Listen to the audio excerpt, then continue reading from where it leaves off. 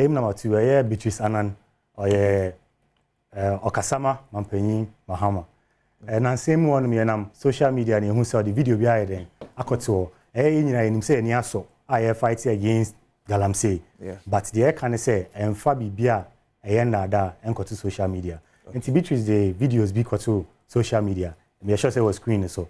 Odekoto watch say Mpenpensenmu ka say 2024 Kintampo waterfalls say aye poto and so now very muddied. Na yentimi nhwe man this year the NPP say nsuo sa nti hu video ne say oh dubawa ne adom e be nhwehwemu nti ye hwehwemu nti ye search baby a video ni free ye search na say video no obi posti on Instagram first time I posted on Instagram na 10th October 2023 nti first of all video no in 2024 a video na say we fetch so TV so video no and da honum no.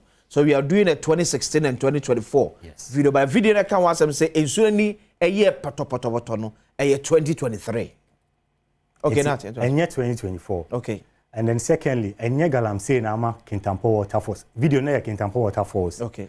Na nipa obi call Kintampo waterfalls as a tourist. And o post here say okoye de insurely ni aye ni. Ba nchemu ni. Nchemu ni say insuo to kese a. Insurely ni ehono. Okay. Enti hu a obeka se ebi obi ye galamsey na dey say sir enti Beatrice posti in the context of galamsey na ama ensunani airport enti sir ye nhwemu na enti sir first of all in 2024 video 2023 and then a heavy downpour in so to emanso ne ani hu no na mana isa ne ene Joy News Bruno East correspondent Kasai no so o minua me kra me ko ho nansen ya nana ani enti sir na te se de ye nchemu ka no senso to gidigidi a emanso nani yeden ehono it is a Beatrice e dey video we koto honom e kire se 2024 na galamsey sense na mana esa misleading.